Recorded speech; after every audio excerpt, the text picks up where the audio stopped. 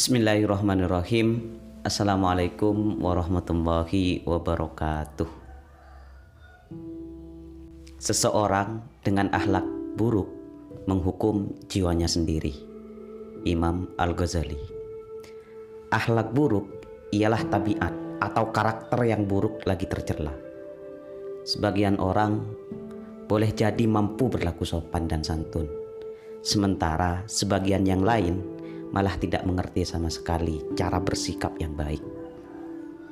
Jadi tak mengherankan bila kemudian misalnya ada seseorang yang lewat tanpa permisi, padahal dia melewati seseorang yang sedang duduk-duduk.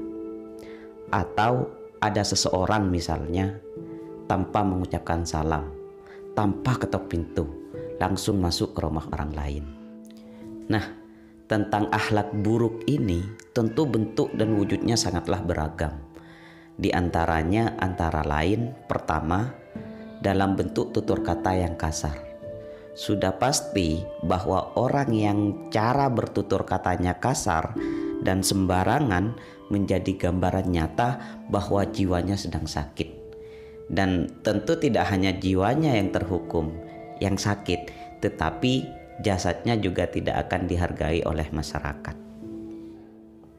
Oke, biasanya tentang gaya bicara yang kasar ini pasti sangat sering kita jumpai. Entah itu keluar dari mulut orang-orang yang kita kenal, orang asing, atau dari mulut diri kita sendiri. Mulai dari penyebutan nama-nama hewan hingga kemaluan. Bahayanya, orang yang sudah terbiasa dengan gaya bicara sembrono, bicara kasar dan jorok, itu akan merasa kurang nyaman kalau ngomong harus ditata, harus diatur. Sehingga tadi jiwanya akan terus terhukum dalam kejelekan. Terus bentuk akhlak buruk yang kedua yaitu bermuka masam atau merengut. Dalam hal ini gerak wajah atau ekspresi muka ternyata juga ada akhlaknya. Jadi kalau senyum adalah kebaikan, maka merengut atau bermuka masam ialah keburukan yang mesti kita hindari. Karena orang yang susah untuk senyum, sejatinya ia telah mengerdilkan jiwanya sendiri.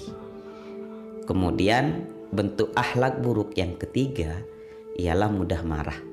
Kita tahulah bahwa marah merupakan salah satu karakter yang buruk dan tercela, baik dilihat dari tinjauan syariat maupun akal sehat. Terlebih sifat mudah marah ini biasanya menjadi salah satu penyebab timbulnya beragam permasalahan yang membuahkan hasil yang tidak menyenangkan. Misal pertikaian, perceraian, dan sebagainya. Intinya banyak sekali hal buruk yang ditimbulkan oleh sifat mudah marah ini. Itulah mengapa kemudian Allah Subhanahu wa Ta'ala memerintahkan hambanya untuk sudi menahan amarah. Bahkan Allah suka sama orang yang bisa menahan amarahnya. Sebagaimana firman Allah, dan orang-orang yang menahan amarahnya dan memaafkan kesalahan orang, Allah menyukai orang-orang yang berbuat kebajikan. Nah, dalam hal menahan marah ini, Rasulullah SAW bersabda, bukanlah seseorang dikatakan kuat karena bergulat, akan tetapi seseorang dikatakan kuat apabila ia mampu menguasai dirinya di saat marah.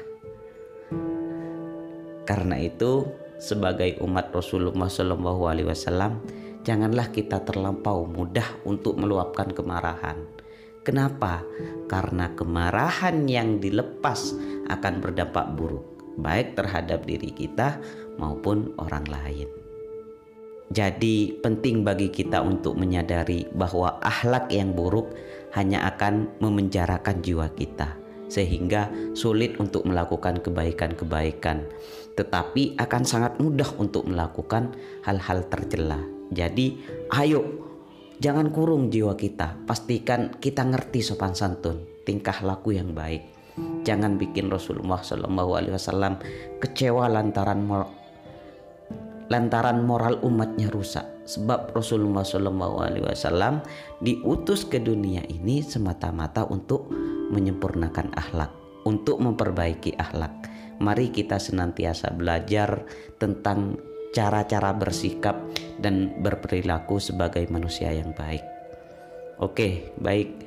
Saya akhiri sekian pembahasan quote atau nasihat ini. Kurang lebihnya mohon maaf. Assalamualaikum warahmatullahi wabarakatuh.